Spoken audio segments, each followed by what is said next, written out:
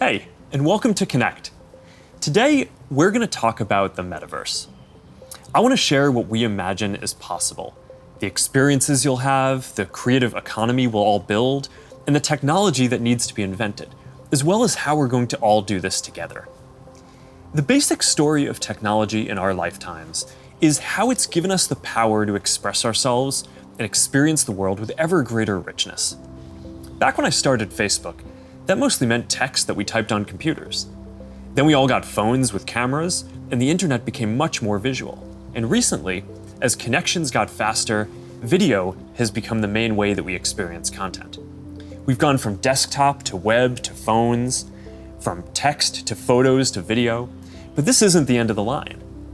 The next platform and medium will be even more immersive, an embodied internet where you're in the experience, not just looking at it. And we call this the Metaverse. And you're going to be able to do almost anything you can imagine. Get together with friends and family, work, learn, play, shop, create, as well as entirely new categories that don't really fit how we think about computers or phones today. Now, since we're doing this remotely today, I figured let's make this special.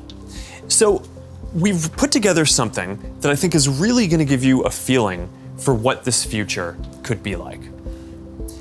We believe the Metaverse will be the successor to the mobile internet. We'll be able to feel present, like we're right there with people, no matter how far apart we actually are. We'll be able to express ourselves in new, joyful, completely immersive ways, and that's going to unlock a lot of amazing new experiences. When I send my parents a video of my kids, they're gonna feel like they're right in the moment with us, not peering through a little window. When you play a game with your friends, you'll feel like you're right there together in a different world, not just on your computer by yourself. And when you're in a meeting in the Metaverse, it'll feel like you're right in the room together, making eye contact, having a shared sense of space, and not just looking at a grid of faces on a screen. That's what we mean by an embodied internet. Instead of looking at a screen, you're gonna be in these experiences. Everything we do online today, connecting socially, entertainment, games, work, is gonna be more natural and vivid. This isn't about spending more time on screens. It's about making the time that we already spend better. Screens just can't convey the full range of human expression and connection. They can't deliver that deep feeling of presence. But the next version of the internet can. That's what we should be working towards. Technology that's built around people and how we actually experience the world and interact with each other. That's what the Metaverse is all about. Now, the best way to understand the Metaverse is to experience it yourself, but it's a little tough because it doesn't fully exist yet. Some of the basic building blocks are here though, and others are starting to emerge as we speak. We're starting to get a sense of how it could all come together and what it could feel like. So today we're gonna do something a little bit different. Rather than just focusing on this year's products like a normal keynote, we're gonna talk about the future. So let's start by exploring what different kinds of Metaverse experiences could feel like, starting with the most important experience of all. Connect has an incredibly inspiring view of whatever you find most beautiful. Hey, are you coming? Yeah, just gotta find something to wear.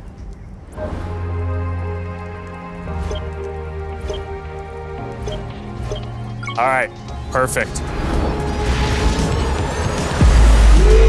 Boy. Oh, hey, Mark. Hey, what's going on? Hi. Mark. What's up, Mark? Whoa, we're floating in space? Uh-huh. Who made this place? It's awesome. Right? It's from a creator I met in LA. This place is amazing. Boz, is that you? Of course it's me. You know I had to be the robot, man. I thought I was supposed to be the robot. Whoa. I knew you were bluffing. Hey, wait. Where is Naomi? Let's call her. Naomi. Hey, should we deal you in? Hey, sorry I'm running late, but you've got to see what we're checking out. There's an artist going around Soho hiding AR pieces for people to find. 3D street art? That's cool. Send that link over so we can all look at it. This is stunning. Okay, that is something. That's awesome. I love the movement. Wait, it's disappearing. This is amazing. Hold on, I'll tip the artist and they'll extend it. Wow, brilliant. If you guys like it here, I have another room that you're gonna love. Check out this forest room. Huh, let's see it. Koi fish that fly? That's new. This is wild. Hey, one sec, Boz, it's Priscilla. Hey, you have to see this. Beast is going crazy. Oh, I love that guy. We've got to show that to the kids. Can you also send that to my dad? I'll message him. All right, see you at home. This place is great, Boz, but there's something I got to get back to. All right, so that's a glimpse of a few ways that we're going to be able to get together and socialize in the metaverse. It's a ways off, but you can start to see some of the fundamental building blocks take shape. First, the feeling of presence. This is the defining quality of the metaverse. You're going to really feel like you're there with other people. You'll see their facial expressions, you'll see their body language, maybe figure out if they're actually holding a winning hand. All the subtle ways that we communicate that today's technology can't quite deliver. Next, there are avatars, and that's how we're going to represent ourselves in the metaverse. Avatars will be as common as profile pictures today, but instead of a static image, they're going to be living 3D representations of you. Your expressions, your gestures, that are going to make interactions much richer than anything that's possible online today. You'll probably have a photorealistic avatar for work, a stylized one for hanging out, and maybe even a fantasy one for gaming. You're going to have a wardrobe of virtual clothes for different occasions, designed by different creators and from different apps and experiences. Importantly, you should be able to bring your avatar and digital items across different apps and experiences in the metaverse. Beyond avatars, there is your home space. You're going to be able to design it to look the way you want, maybe put up your own pictures and videos and store your digital goods. You're going to be able to invite people over, play games and hang out. You'll also even have a home office where you can work. Your home is your personal space from which you can teleport to anywhere you want. Now, speaking of teleporting, there are going to be all kinds of different spaces that people make. Rooms like the ones that we just saw, but also games and whole worlds that you can teleport in and out of whenever you want. Teleporting around the metaverse is going to be like clicking a link on the internet. It's an open standard. In order to unlock the potential of the metaverse, there needs to be interoperability. And that goes beyond just taking your avatar and digital items across different apps and experiences, which we are already building an API to support. You want to know that when you buy something or create something, that your items will be useful in a lot of contexts and you're not going to be locked into one world or platform. You want to know that you own your items, not a platform. Now, this is going to require not just technical work, like some of the important projects that are going on around crypto and NFTs in the community now. It's also going to take ecosystem building, norm setting, and new forms of governance, and this is something that we're really going to focus on. Privacy and safety need to be built into the metaverse from day one. You'll get to decide when you want to be with other people, when you want to block someone from appearing in your space, or when you want to take a break and teleport to a private bubble to be alone. You're going to be able to bring things from the physical world into the metaverse. Almost any type of media that can be represented digitally, photos, videos, art, music, movies, books, games, you name it. Now, lots of things that are physical today, like screens, will just be able to be holograms in the future. You won't need a physical TV, it'll just be a $1 hologram from some high school kid halfway across the world. And you'll be able to take your items and project them into the physical world as holograms in augmented reality too.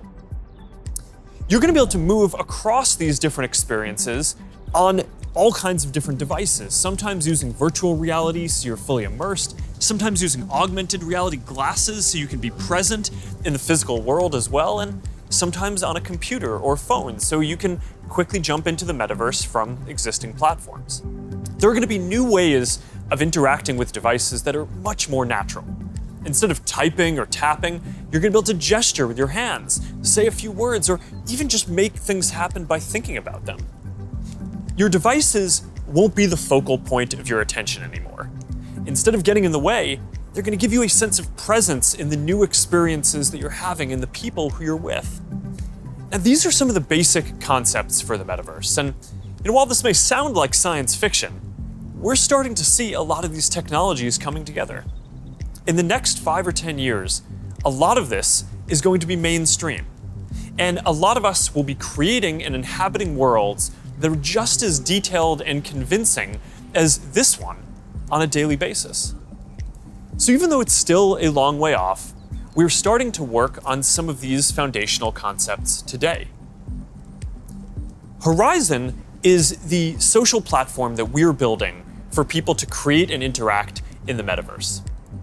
One part of this is Horizon Home, which is our early vision for a home space in the metaverse. Horizon Home is the first thing that you'll see when you put on your Quest headset. Today, there are already a bunch of options to choose from, and in the future, anyone will be able to create one. We've just called it Home until now because it's been missing something very important: people. Soon, we're going to be introducing a social version of Home, where you can invite your friends to join you as avatars. You'll be able to hang out, watch videos together, and jump into apps together. Then, there is Horizon Worlds, which is where you can build worlds and jump into them with people. Horizon is designed to make it possible for everyone to create, and we're already seeing people build some really interesting experiences, from creating new games together to throwing surprise parties in VR that family and friends around the world can join. We started rolling out Horizon Worlds in beta last year, and we're adding more people and more worlds every day. And we also just launched Horizon Workrooms earlier this year for collaboration. Beyond Horizon, we're also making it easier to communicate with your friends across different layers of reality. This year, we're bringing messenger calls to virtual reality. You're going to be able to invite your friends to a messenger call, and soon you'll be able to explore somewhere together or join a game. Now, these are the kinds of tools that need to get built so that you can jump into the metaverse with your friends from anywhere. And they're going to unlock some pretty amazing experiences. Now, let's move on from some of these basic concepts and people just connecting to a completely different set of experiences around entertainment and gaming.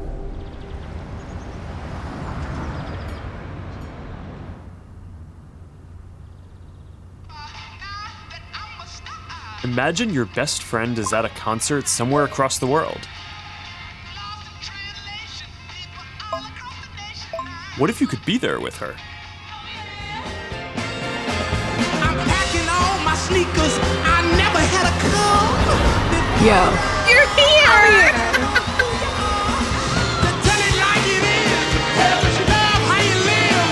When you're doing what you do, just tell the truth. Just tell it, just tell it, just tell it, just tell it. I'm talking to you.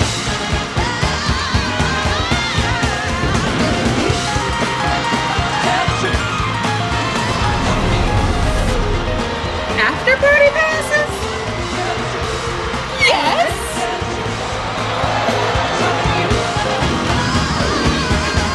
I want you to tell it like it is. Tell what you love, how you live. When you're doing what you do, just tell the truth.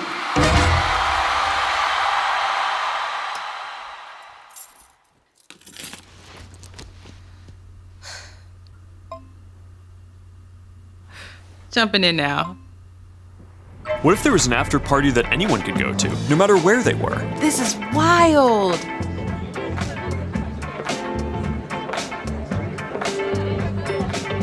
Hey, check this out. Charity auction happening. Oh, there's swag. And when you go to the after party, you could connect with other fans, hear new versions of your favorite songs, and check out the merch that just dropped. Ooh, I like that one. Well, now you gotta get it.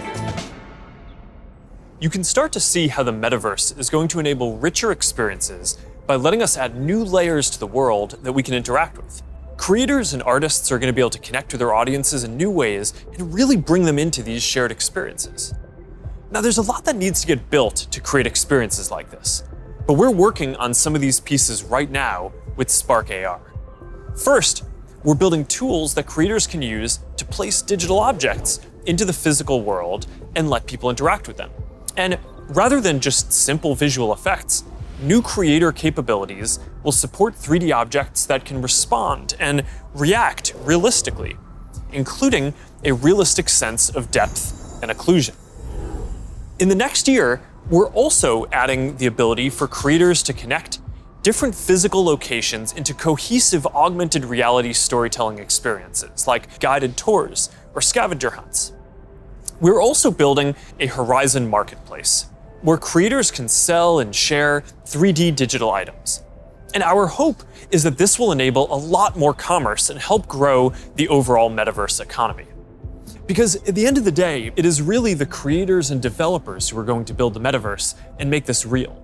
And to make sure that there's an ecosystem that can sustain hundreds of thousands of people working on this, which is what we're going to need to bring this to life, then it's critical that creators and developers can make a good living doing this work. Now, if you ask people today what they thought the metaverse was, a lot of people would probably say it was a Spider-Man movie. But the people who actually follow the space would say it's about gaming. And that's because gaming provides many of the most immersive experiences, and it is the biggest entertainment industry by far. Gaming in the metaverse is going to span from immersive experiences in fantasy worlds to bringing simple games into our everyday lives through holograms. Maybe you'll play old games in new ways. So, Barcelona, huh? Well, it's not New York, but I like it. New York misses you. What's that?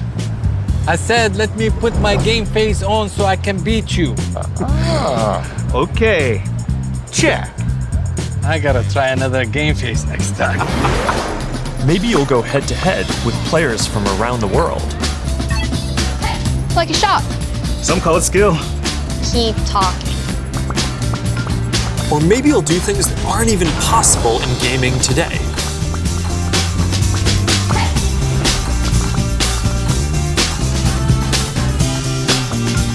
Hey Mark, down for a VR foiling sesh?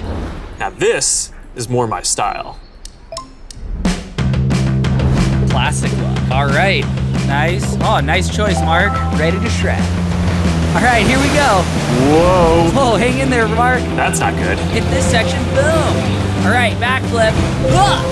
Yoo-hoo! I've got an idea. Hey, where are you going? Gotta pump it to jump it. What? I didn't even know that was an option. You're not gonna catch me now. Take that, unicorn. Oh, Tube City! Kai, you're out of control. Don't worry, I'll let you win next time. All good. Oh, that was a close one. You want to go again? Maybe later. I'm gonna need a lot more sunscreen though. Oh man. Well, gaming is how a lot of people are going to step into the metaverse for the first time. It already has some of the most fully built out digital goods and the most active creator and developer communities, and major platforms like Epic are working to build out the metaverse, starting with gaming. For our part, we're heavily investing in building a healthy VR and AR ecosystem, so the game studios can keep building and gaming creators can keep creating. Now, Deb from our studios team is joining me. Deb, do you want to take us through some of the exciting games in the pipeline for Quest? Absolutely. Over the years, we've had the opportunity to work with incredible developers like Vertigo Games, the studio behind fan favorite Arizona Sunshine. I love Arizona Sunshine. That game basically got me and my friends through the first few months of the pandemic. That's awesome. If you enjoyed that, Mark, I think you'll be excited that we're partnering with Vertigo on 5 more great games from Deep Silver and others. We'll share more about this lineup very soon. Nice. What else is coming? Well, the metaverse is constantly evolving. So one of the most important aspects will be live service games that launch updates and new downloadable content regularly, like Echo VR, Beat Saber, Onward, Pistol Whip, and more. We're focused on this a lot right now, making sure games can build out active communities. Beat Saber has a passionate community. Oh, I love Beat Saber. So do I. And Beat Saber just passed $100 million in lifetime revenue on Quest alone. It's a great example of a game that keeps releasing fresh content. They've actually been working on evolving the way that you interact with the tracks and feel the music. Also, the team has been working on something really cool. Check this out.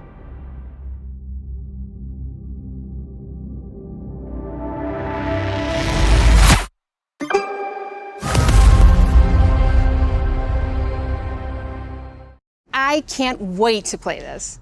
And they keep partnering with incredible artists to release new music packs all the time. Did you play the Billie Eilish music pack last month? Yeah, a little more than I should have. I probably should have been working more on this Metaverse presentation. Well, they have a great lineup of artists for 2022. And there's one more epic surprise before the end of the year. So stay tuned. Okay, have you played Population 1? I mean, yeah, I love the game so much that... For those who haven't, Population 1 is a thrilling battle royale that is only possible in VR. Since its launch at Connect last year, it has become one of the highest earning games on Quest and the biggest multiplayer FPS on the platform. You can have up to 24 people in at once for a match. We're super excited to keep launching big updates, like an all-new autumn event later in November and a winter wonderland update in December.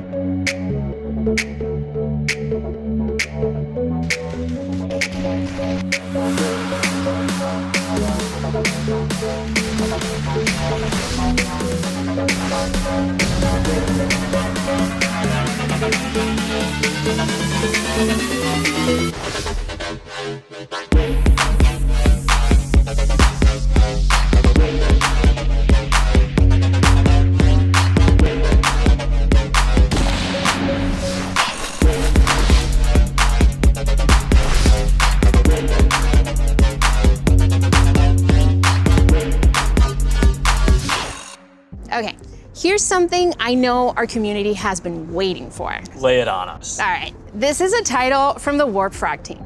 This is the team that set the standard for VR combat physics when it launched on Rift in 2019. That's right, Blade and Sorcery Nomad, the built for VR medieval fantasy sandbox that pairs magic with melee, is launching on Quest later this year.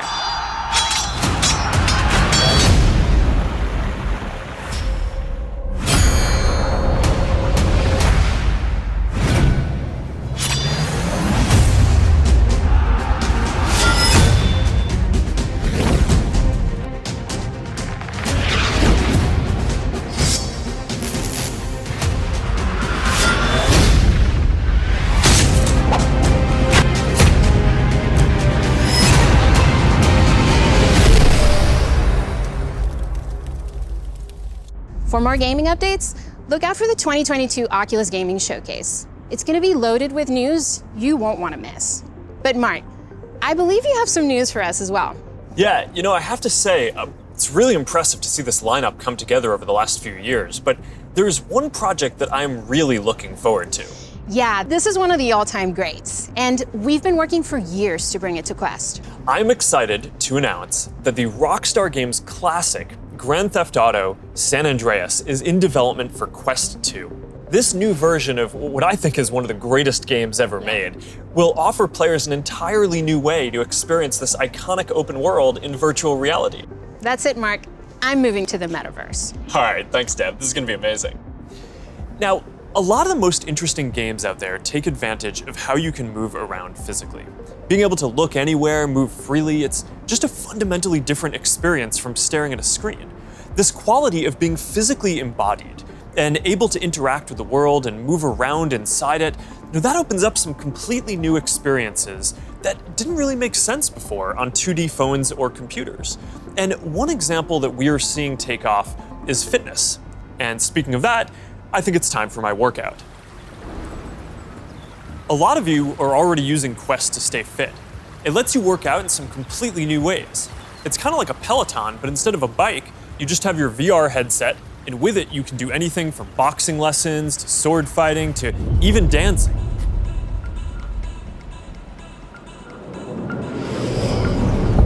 You'll be able to work out in new worlds, even against an AI.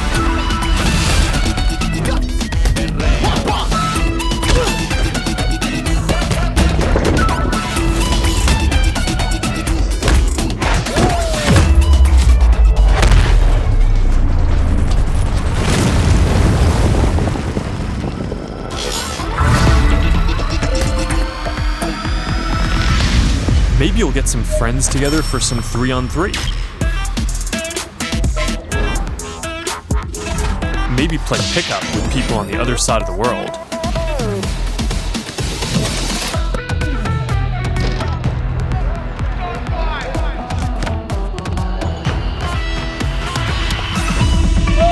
Or imagine your Facebook cycling group does an AR charity ride. Let's go! Complete with a leaderboard. Maybe you'll be able to train with the best, like you're right there with them. Like Lee Kiefer, Olympic gold medalist. On guard. Fence. Don't be scared this time. Hi. You seem like a natural. Whoa, All right, that's a little too realistic. See you later, Lee. That was fun. Good job, Mark. And that's what fitness will be like in the metaverse. Now, I think we're going to see a lot more unique experiences emerging around fitness that take advantage of the full immersion in interactive training.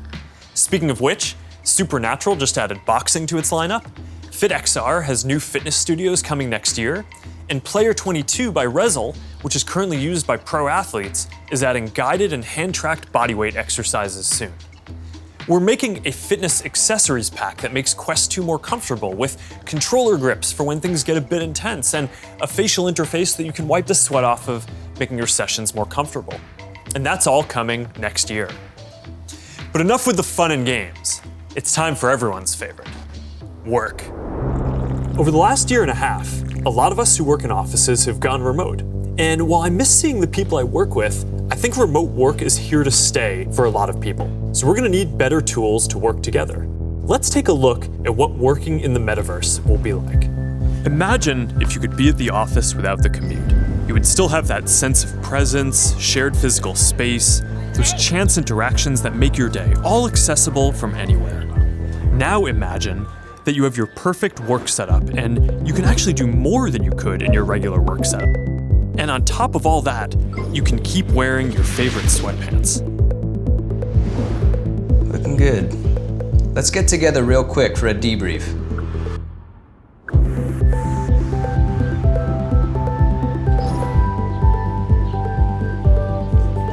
I'm free now. Let's jump in. Hi. Hey. So what do we think?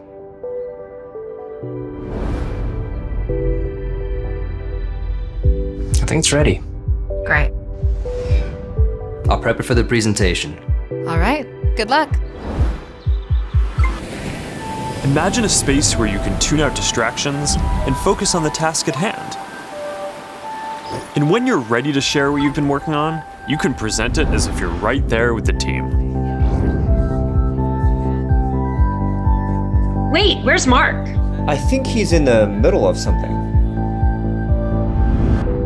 You can already see some of these elements in Horizon Workrooms, which we launched a couple of months ago. Later this year, we plan to introduce room customization, so you can put your own logos and posters in your workrooms.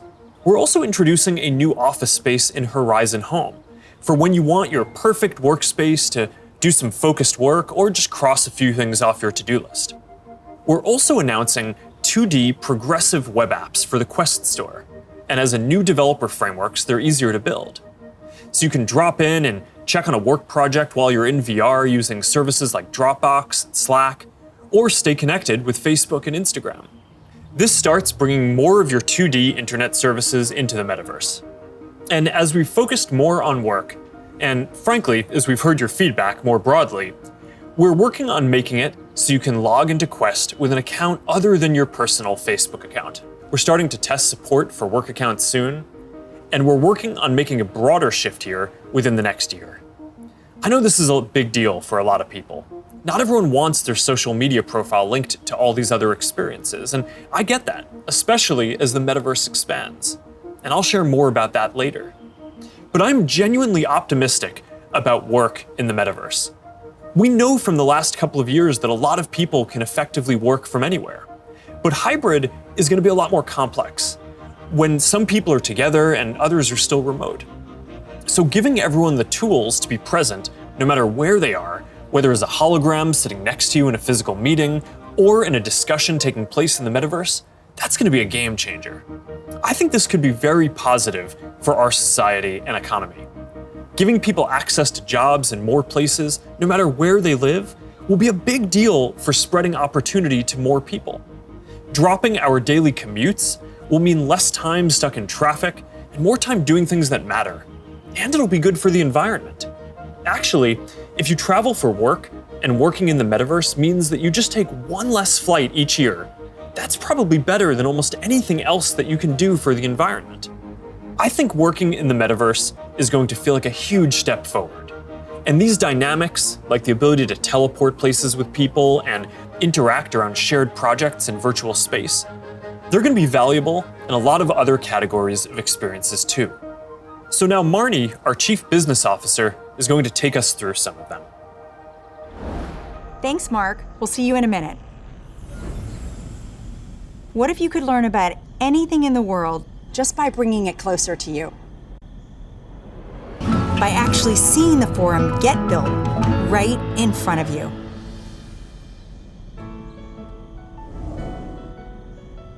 Hi, everyone. I'm Marnie Levine.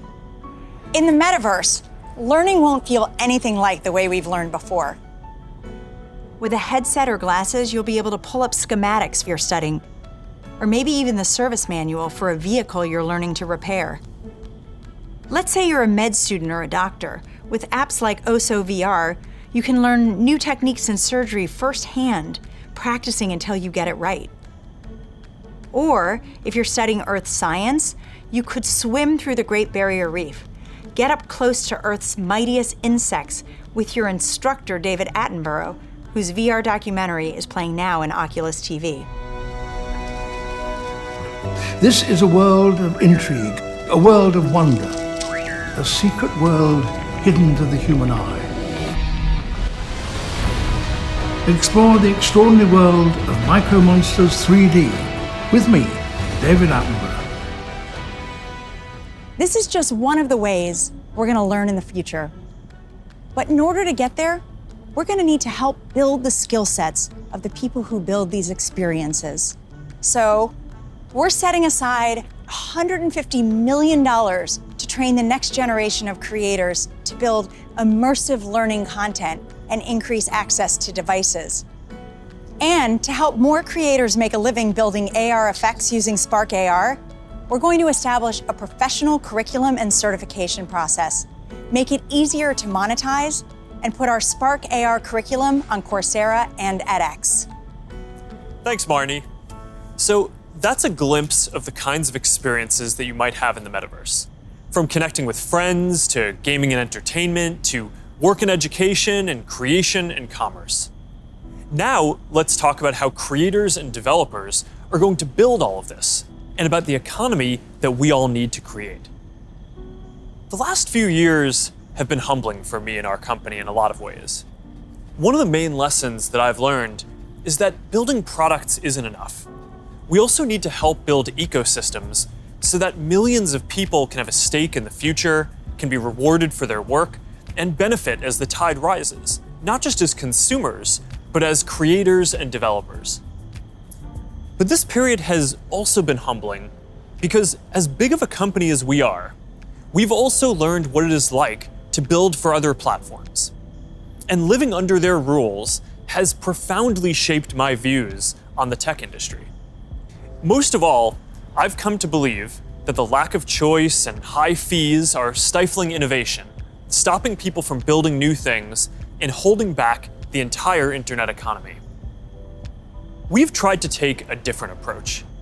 We want to serve as many people as possible, which means working to make our services cost less, not more. Our mobile apps are free. Our ads business model is an auction which guarantees every business the most competitive price possible. We offer our creator and commerce tools either at cost or with modest fees to enable as much creation and commerce as possible. And it's worked. Billions of people love our products. We have hundreds of millions of businesses on our platform, and we have a rapidly growing ecosystem and a thriving business. That's the approach that we want to take to help build the metaverse too. We plan to continue to either subsidize our devices or sell them at cost to make them available to more people. We'll continue supporting sideloading and linking to PCs so consumers and developers have choice rather than forcing them to use the Quest store to find apps or reach customers.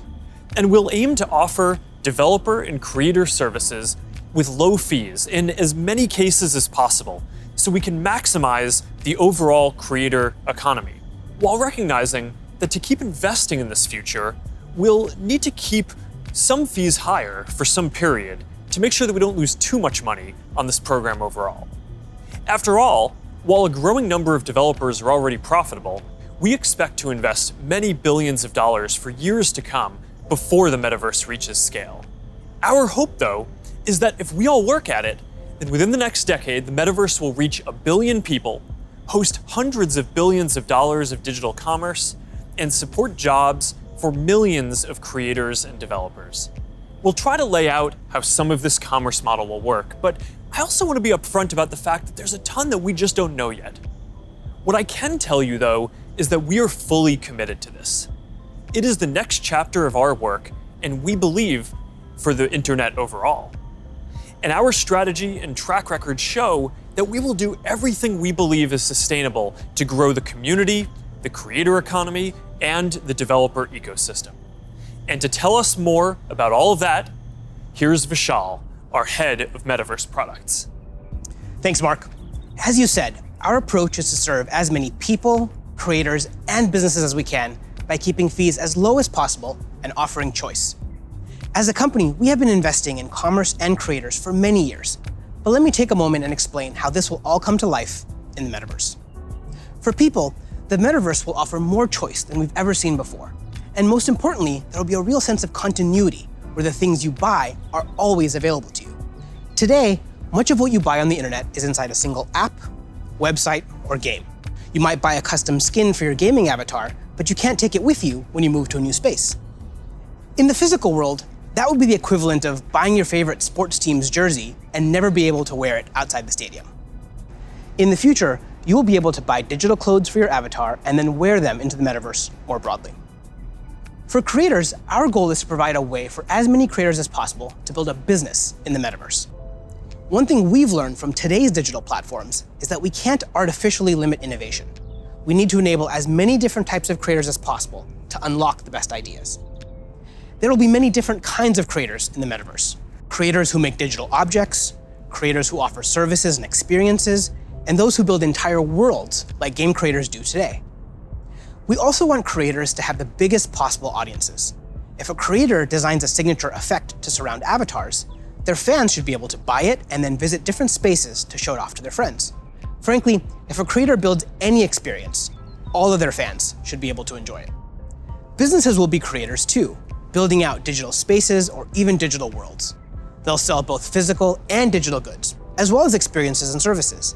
And they'll be able to use ads to ensure the right customers find what they've created. Speaking of buying things, we're also exploring new types of ownership models and entitlements to ensure people feel confident that they actually own something. This will make it easier for people to sell limited edition digital objects like NFTs, display them in their digital spaces, and even resell them to the next person securely. In short, the metaverse will remove many of the physical constraints we see on commerce today and make entirely new businesses possible. While this is very exciting, the metaverse is all about co-creating. We're building this together with creators, developers, and entrepreneurs. So today, I've asked Jackie Aina to join me to start a conversation about what might be possible. Jackie is a beauty creator who launched her own lifestyle brand on Instagram called Forever Mood, where she sells candles with scents like cuffing season and partners with major brands on makeup drops. So let's meet Jackie in her space. Here we are in this digital space, totally inspired by you and all the things that you love. Jackie, I've been such a big fan of yours for such a long time. Tell me a bit about how you got started in social media. So, rewind back to 2009. As it pertains to like beauty, I would go to like a makeup counter or go makeup shopping, and I always felt rejected, always felt othered. So I got so frustrated that eventually I was like, you know what? Not only am I gonna like not listen to them, but I'm gonna show other people how I'm making it work with my skin tone too. How did you go from creating content, creating videos, to a product? You just, have a brand called Forever Mood. It's huge on Instagram shopping. So Forever Mood was not only a bit of a love letter to me and my relationship with my mom. That's how we bond, was through fragrance ever since childhood. But it's been doing amazing, and we've actually been getting a lot of support. Jackie, this space is pretty magical, and I know it kind of reflects the stuff you love. Like, tell me a bit about what you love and why this represents you. Okay. So first thing, color is everything. I love pastels. You can see it in the brand. You can see it like a lot of times in what I wear.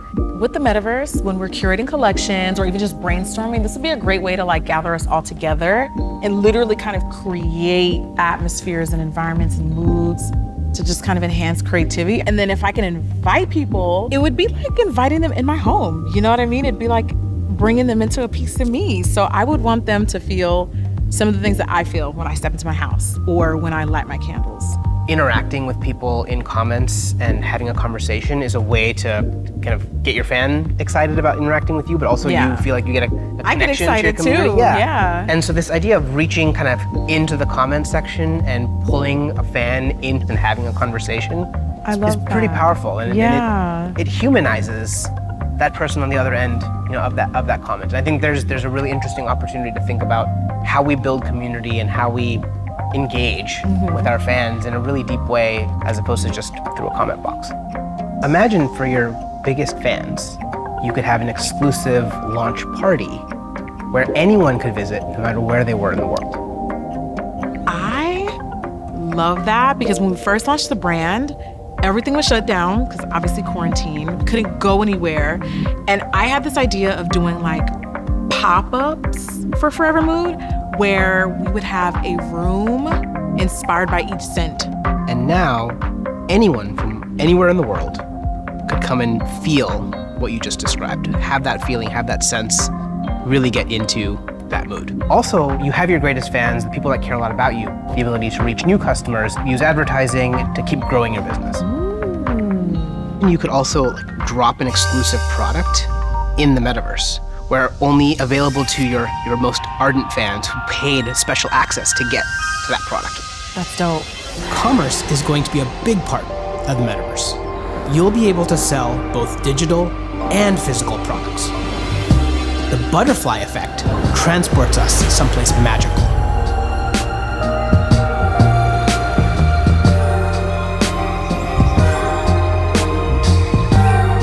So beautiful. So Jackie, as we walk through this amazing world, what does the metaverse mean to you? I just feel like this is like endless possibilities with my imagination. I can't even begin to imagine how meaningful the metaverse will be thanks to creators like you.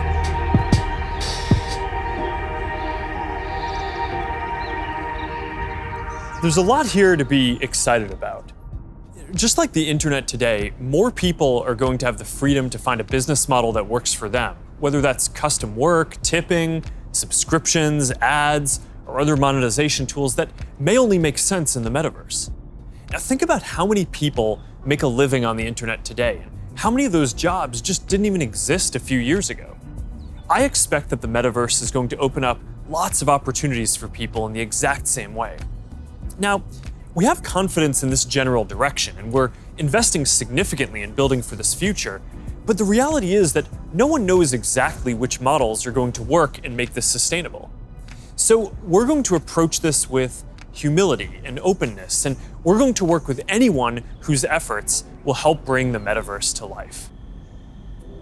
So now, Boz is going to join us to talk about what people are already building for the metaverse and what kinds of tools we can create to help out.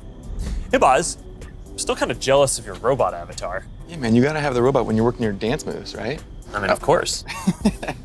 Look Mark, we've been working on Facebook Reality Labs for a long time, but we always kept the same vision, which is that we want to build tools that help people feel connected anytime, anywhere. And that vision is what drives us today, to help people get together in virtual spaces. We've come a long way since the early days of VR, thanks to the developers and the creators who see the potential to entertain and to educate.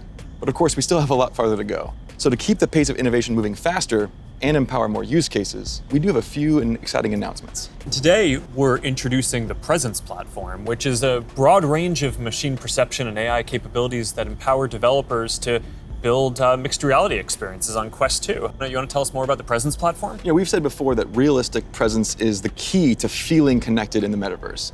And the Presence platform's capabilities are what's going to deliver on that promise. Things like environmental understanding, content placement and persistence, voice interaction, standardized hand interactions. In fact, let's start with hands. I mean, the human hand is an engineering marvel. And bringing hands into VR was no easy feat. It required a lot of collaboration against product, design, research, but we continue to improve that product, finding new ways to navigate with gestures and interact with VR. So today, we're introducing the Interaction SDK, a library of modular components that will make it easy to add hand interactions to your apps. That's pretty exciting. Yeah, we really think this is going to help people accelerate the build time for new and existing titles that allow people to use their hands more naturally in more virtual experiences. Now, in addition to hands, there's another exciting interaction space for VR. That's your voice.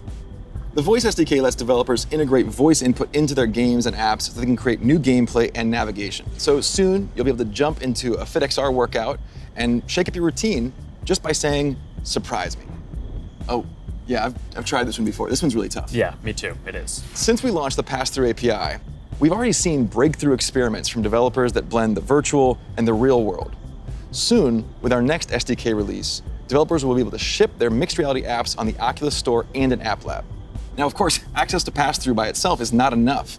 To achieve that rich mixed reality experience, apps also need to be aware of things in the room and, blend the virtual objects with the physical environment around them so they can coexist in the same space. So developers want to be able to place, persistent world-locked content like animated holograms or your Instagram feed in your real space. And tools like spatial anchors and scene understanding capabilities will help make these mixed reality experiences feel seamless. Now, I'd gladly nerd out with you on the technical details of this with you. I know. But I think it's better to show you. Load the world beyond. This is Oppie. Oppie, come on, Oppie. Who's a good persistent state virtual object layered on an interactive pass-through environment? Oh, you are.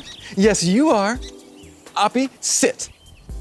Pets in the metaverse, man. Just as stubborn as they are in the physical world. Boz, I always really wanted a forest in my living room. Did you? Not really.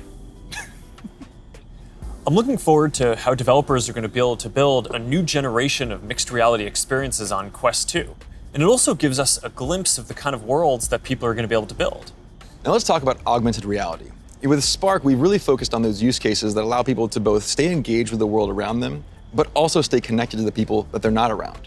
And creators are really leading the way here. And we're doing everything we can to support them with our know-how, with our resources, and of course, with tools. And for more on that, I'd like to say hi to Sue, the product director at Facebook Reality Labs and the head of Spark AR. Thanks, guys. Spark AR is focused on building AR experiences that empower people to be more connected and at the same time, more present with the world around them. And creators are helping us build these experiences of today while exploring the possibilities of tomorrow. Fundamentally, we're democratizing AR creation and enabling a global community with the tools and knowledge necessary to develop the AR content and experiences that people love to use.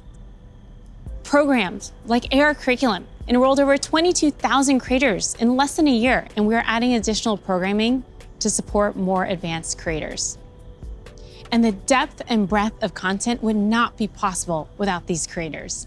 In 1 week alone, you'll see effects that bring moments like landing on Mars or the launch of a new album to life, all by tapping into everyone's imaginations. We're also powering experiences across Facebook. So imagine playing that AR battleship game from your phone with a friend in the metaverse or on an augmented call. How cool, right?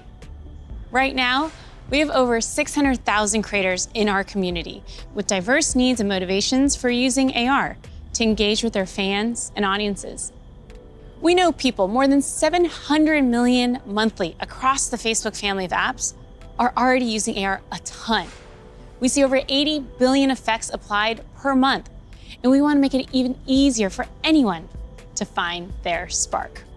So we created a tool, codenamed Polar, that makes AR creation possible for novice creators who have no prior experience in art, 2D or 3D design, or programming. Think paint by numbers.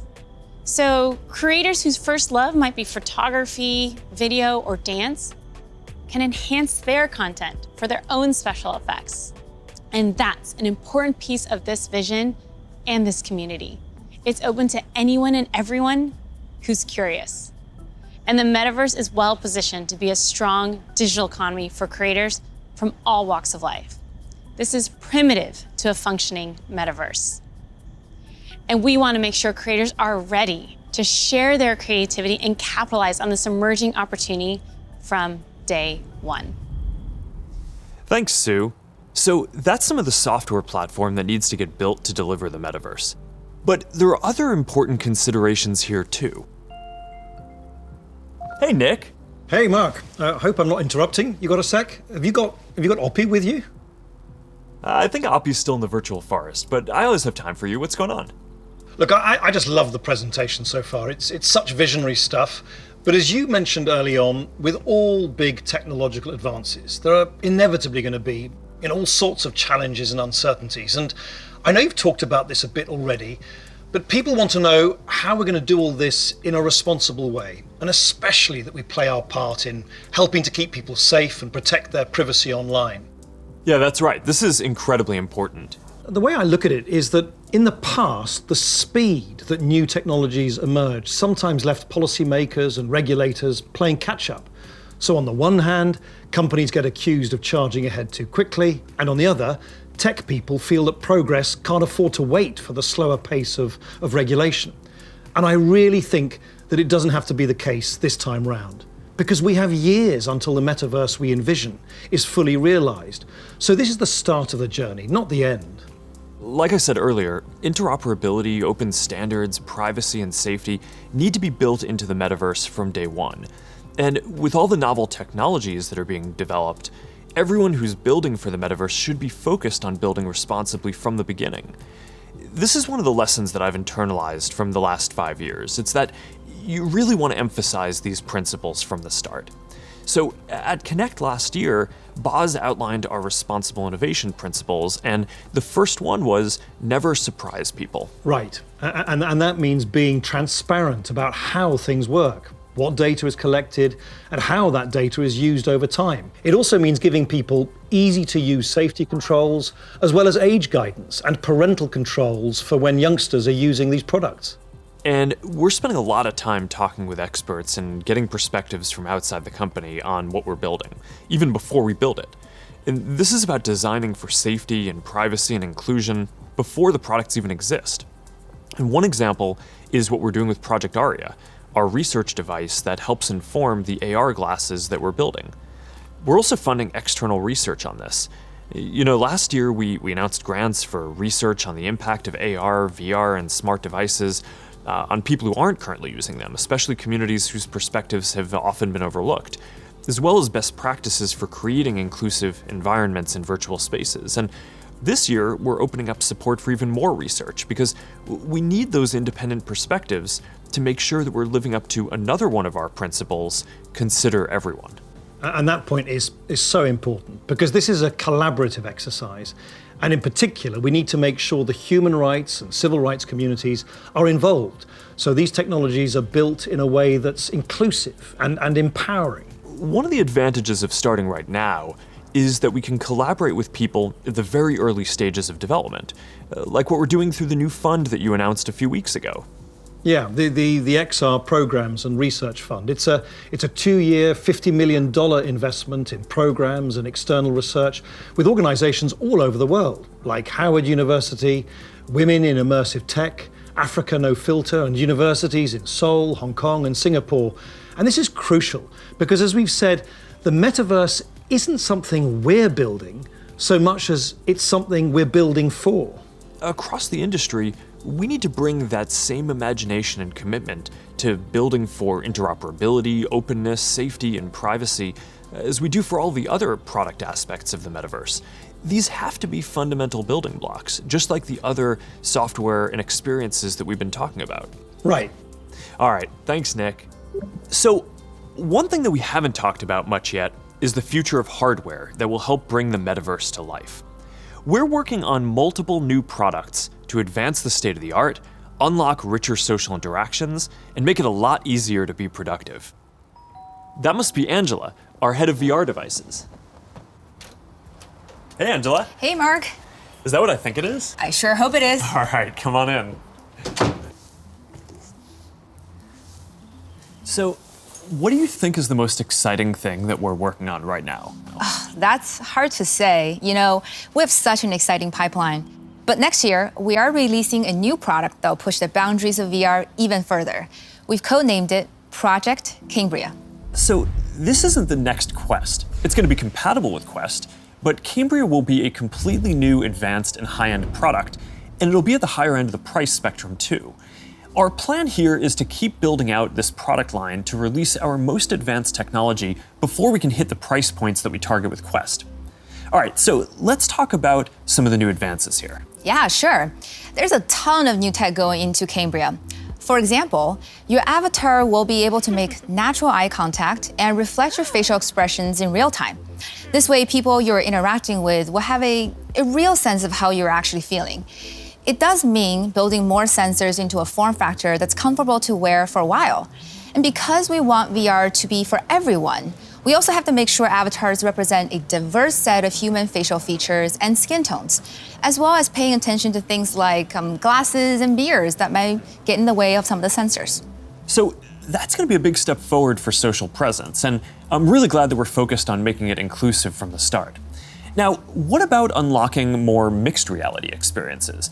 I mean, imagine working at your virtual desk with multiple screens while seeing your real desk so clearly that you can pick up a pen and write notes without taking your headset off. Or you're doing a workout with a virtual instructor in your living room. It's going to be so cool. We're already seeing the potentials of these kinds of experiences today as people are building for our pass-through API. But with Cambria, we'll be taking this to the next level with high-resolution, colored, mixed reality pass-through.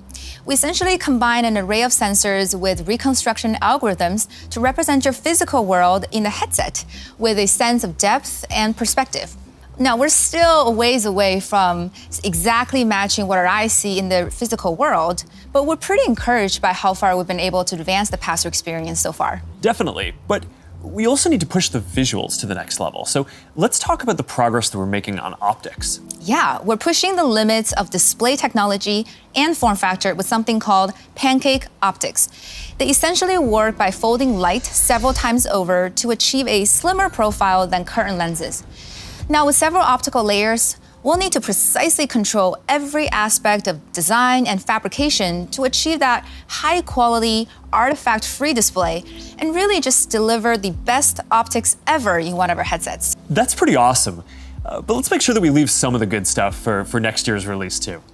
All right, now I'm excited to keep building out this new product line over future generations so we can keep getting our most advanced technology into people's hands even before we can get it into our Quest product line. That's our goal. We're starting to work with developers to build experiences for Cambria as we speak, and we're looking forward to sharing so much more with y'all next year. Sounds good. Now, beyond virtual reality, we are also focused on the hardware to make true augmented reality possible. In a lot of ways, augmented reality is even harder, not just because we need to invent a completely new optical stack that's not based on screens, but because we basically need to fit a supercomputer into a pair of normal-looking glasses. So we're approaching this problem from two directions. First, how much technology can we pack into a pair of normal, great-looking glasses today? And second, how do we take the long-term tech stack to do everything and keep miniaturizing and improving it until it fits into a pair of normal, good-looking glasses? On the first path, last month we launched Ray-Ban Stories, our first smart glasses in partnership with EssilorLuxottica. They're not full AR glasses yet, but they let you take pictures and videos, listen to music, and take phone calls while you're out looking at the world instead of down at your phone. And we built leading privacy features into the glasses, like the LED light whenever you're recording, which phones don't even have. And we delivered this in the iconic Ray-Ban style for just $299. These are all steps along the path to an embodied internet. But the ultimate goal here is true augmented reality glasses, and we've been working on that too. And today, I want to show you an experience that we've been working on for Project Nazare, which is the codename for our first full augmented reality glasses. Here, you'll see you're chatting with friends on WhatsApp and planning a game night. You can select a game, and then, as you walk over to your kitchen, you can easily just put your game onto the table and you're off. And that's the kind of experience that augmented reality will unlock. There's a lot of technical work to get this form factor and experience right. We have to fit hologram displays, projectors, batteries, radios, custom silicon chips, cameras, speakers, sensors to map the world around you, and more into glasses that are about 5 millimeters thick. So we still have a ways to go with Nazare, but we are making good progress. I'm excited about our future roadmap, But even that's still early in a journey that's going to go on for decades. Immersive all-day experiences will require a lot of novel technologies.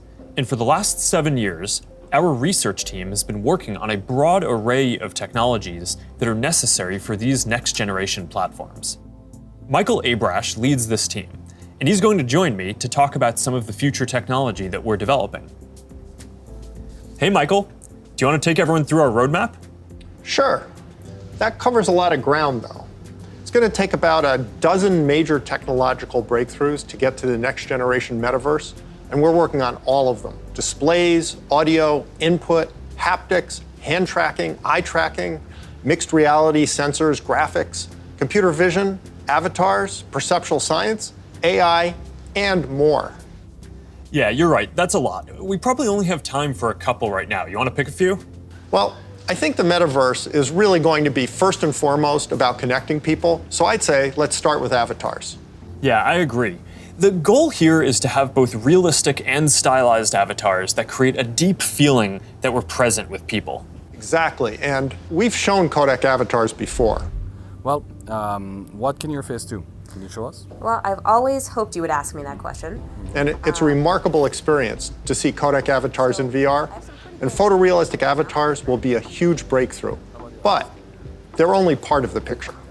Yeah, because you're not always going to want to look exactly like yourself. That's why people shave their beards, dress up, style their hair, put on makeup, or get tattoos. And of course, you'll be able to do all of that and more in the metaverse.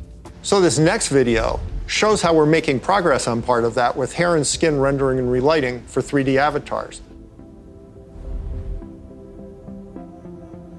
She's going for a medical field. I think she was interested into... Now, I want to point out this technology is still very definitely research, but it shows the really high level of fidelity that avatars are ultimately going to need to reach. Notice that you can see the individual pores on his skin. Now, clothing is another important way to express yourself. And whether you want to simulate your actual garments, say you're making a quick call with your grandmother, or maybe you just want to be wearing a stylish blue Oxford shirt like me, you're going to need the ability to simulate clothing. So here's an early look at hand-cloth interaction. And you can see how the movement of the cloth when the hand touches and stretches it is really remarkably accurate. Now, to use your avatar to teleport to a meeting or sit down for a chat in the metaverse, you'll also need realistic virtual spaces to be with people in, so let's look at that. Contrary to how this looks, this is actually not a video of the physical world. It's a 3D reconstruction of a mock apartment, which I guess just became clear when that bowl took off by itself. Exactly. So what you can see here is that a researcher is moving around various objects on the right, and then on the left you can see the high-fidelity real-time rendering of the space in the moving objects on the left without the researcher. So what's critical here is that this is all happening in real time. That's what's novel here, and that's what differentiates it from CGI. So what we've seen so far is pretty awesome, but we all know what we want. We want the whole package, a full body avatar in a virtual environment, so you're just there. Last year, we showed our very first full body codec avatar at Connect. Here to tell you more about our progress since then is Yasser Sheikh. Hi there. My name is Yasser, and I direct the Facebook Reality Research Lab in Pittsburgh. Well, that's not completely true. What you're seeing is actually a rendering of my pre-recorded codec avatar. Over the past couple of years, we've made quite a bit of progress with codec avatars. My avatar can now look left, look right, look up, look down, make facial expressions. Here, you can see Elaine is in VR on the right. You can see her view of Yasser's avatar and the reconstructed real-world space that it's in on the left as she moves around the avatar. What you see on the left is an entirely virtual reconstruction. This gives you a sense of a future in which you'll be able to interact with another person's realistic avatar in virtual reality in real time. Now, preventing others from using your avatar will be critical. That's why, even though this is early stage research, we're already thinking about how we could secure your avatar, whether by tying it to an authenticated account or by verifying identity in some other way. All right, so we've talked about what we're going to be able to see, but of course we also want to be able to actually do things in the metaverse. And while seeing your hands in VR and manipulating virtual objects is a big step forward towards that, then we're going to need an even easier and more intuitive way to interact with virtual content when you're on the go wearing AR glasses. And we believe that neural interfaces are going to be an important part of how we interact with AR glasses. And more specifically, EMG input from the muscles on your wrist combined with contextualized AI.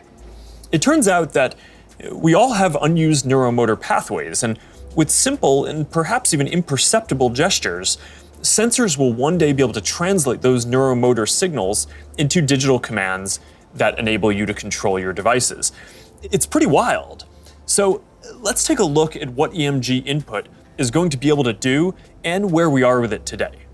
This video shows some of the ways that we think that wrist-based neural interfaces can provide an important input tool for AR glasses. So at first, that input is going to just be around enabling basic gestures, click, scroll, select. But as the technology evolves, EMG input could potentially unlock full-speed typing, and it could give you subtle, personalized controls that you can use in any situation. This is genuinely unprecedented technology. So let's look at an early prototype that shows how it could be used in AR. This experimental UI shows for the first time how EMG input could one day allow you to send a message in AR with your hand resting comfortably at your side without ever having to look at a screen. Notice how the researcher used an overt and highly visible click gesture to send the first message. We've made a lot of progress over the last year, and we're now able to do the same thing with the smallest of movements of the hand. EMG enables this by picking up subtle neuromotor commands with remarkable precision. So basically what you're saying is that you're going to be able to send a text message just by thinking about moving your fingers. That's going to be pretty amazing. But I guess it's just one part of the equation, because the other is AI that understands your context and can give you a simple set of choices based on that context. So let's take a look at an AI interaction model that we've built using Project Aria, our initiative to accelerate research into AR glasses and live maps that we talked about last year. Remember the mock apartment we saw earlier? Well, we've indexed every single object in it, including not only location, but also the texture, geometry, and function of each one. We fed all that information into the Project Aria glasses Ming-Fei is wearing in this next demo. And the reason is to simulate how AR glasses will ultimately be able to access data from a 3D map that will help them identify the real-world objects in the space around you and better understand your context so they can help you. What's happening here is that the glasses are calculating where Ming-Fei is in the room, locating and identifying all the nearby objects based on the index mentioned earlier, and figuring out which of those objects Ming-Fei is interested in by observing her eye movements. That contextual information, in turn, enables the system to offer proactive assistance to Ming-Fei in a variety of ways. Here, the system knows that she may want to turn on the TV, so when she clicks while looking at it, the system turns it on. Ultimately, her AR glasses will tell her what her available actions are at any time. Hey assistant, where's my favorite mug? We're also working on a voice interface that will let you locate any object. Here, the system is displaying the current location of the mug. In the future, it might tell her where it is using speech or text, or it might highlight the location in her glasses. Really, it's an early look at the sort of intuitive, low-friction interface that AI plus EMG input will enable in the future. This is how we'll all be interacting one day. Thanks, Michael. That was awesome. All right, so I hope that gives you a sense of some of the technical challenges that we're working on to deliver deep and immersive experiences in the metaverse. A lot of what we've shown today isn't going to be available in the next year or two. Some of this is still a long way off. But this is some of the most exciting stuff that I've ever gotten to work on, and I'm just incredibly energized to be on this journey with all of you. And there's one more thing that I want to tell you about today. I believe the metaverse is the next chapter for the internet, and it's the next chapter for our company too. So I've been thinking a lot about what this means for our company and who we are as we embark on this journey. We're a company that focuses on connecting people. While most other tech companies focus on how people interact with technology, we focus on building technology so people can interact with each other. One of the reasons I started Facebook was that at the time you could use the internet to find almost anything. Information, news, movies, music, shopping, except for the thing that matters most of all, people. Today, we're seen as a social media company, But in our DNA, we are a company that builds technology to connect people. And the metaverse is the next frontier, just like social networking was when we got started. Facebook was born in a specific time and place, a college campus, the web. It was what we could build at the time to put people back into our experience of technology. But connecting people was always much bigger. From way earlier on, I remember sitting in middle school classes, sketching in my notebooks, ideas that I wanted to code when I got home. And even though I didn't have the skill or technology to build it yet, it was always clear that the dream was to feel present with the people we care about. Isn't that the ultimate promise of technology?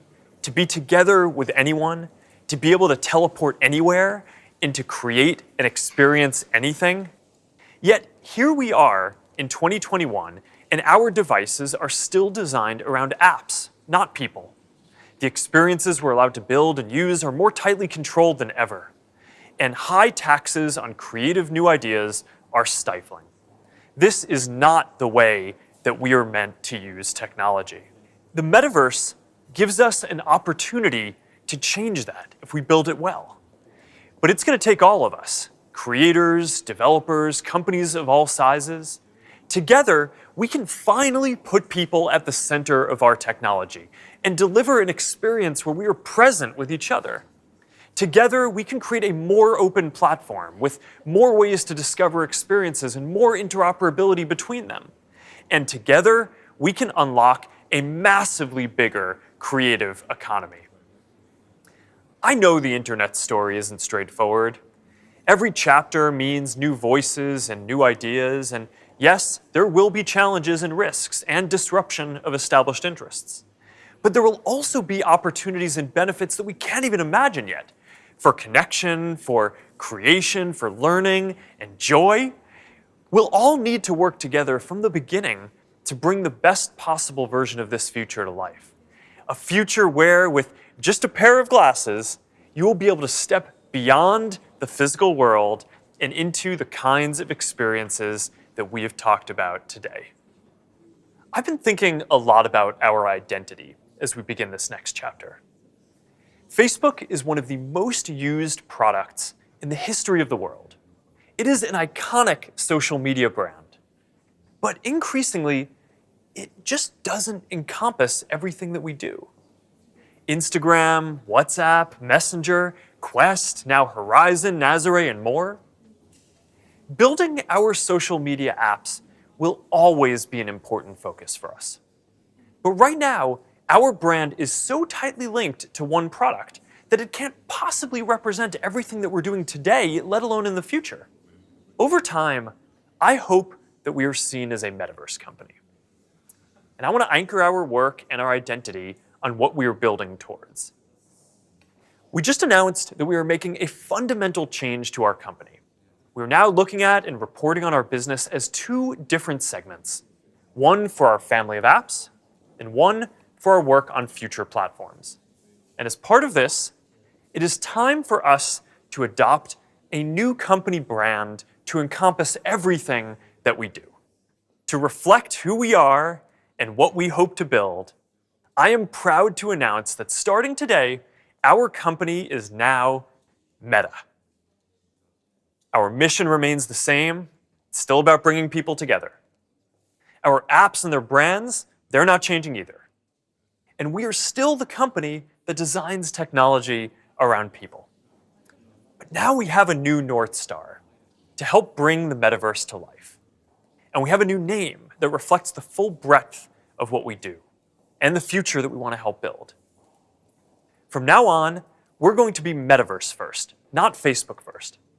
That means that over time, you won't need to use Facebook to use our other services. And as our new brand starts showing up in our products, I hope that people come to know the Meta brand and the future that we stand for. I used to love studying classics, and the word meta comes from the Greek word meaning beyond.